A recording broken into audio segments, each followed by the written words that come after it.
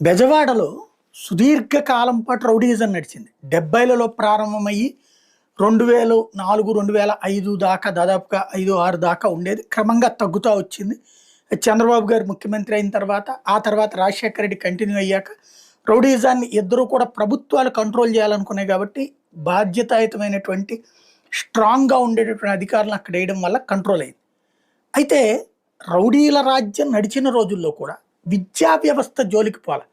మేము కాలేజీలు చదివేటప్పుడు రౌడీయిజం కాలేజీల దగ్గరకు వచ్చేది. అయితే అది ఏ స్థాయిలో ఉండేదంటే విద్యార్థులు కొట్టుకున్నప్పుడు ఒక విద్యార్థి పక్షాన ఒక వర్గం, ఇంకొక విద్యార్థి పక్షాన ఇంకొక వర్గం. అంటే రౌడీ నాయకులు వంగవీటి వర్గం, దేవినేని వర్గం, మిగతాది మళ్ళీ కమ్యూనిస్టులు ఎస్ఎఫ్ఐ వర్గం, ఏబీవీపీ వర్గం, ఏఐఎస్ఎఫ్ వర్గం. ఏబీవీపీ వర్గం చిన్నదిగా ఉండేది. ఇట్లాగా వర్గాలు ఉండేవి. బట్ మెయిన్ ఈ ఇద్దరు వర్గాలే యుఎస్ఓ, యుఐ వర్గాల మధ్యన ఫైటింగ్ ఉంది. దీంట్లో ఇలాంటి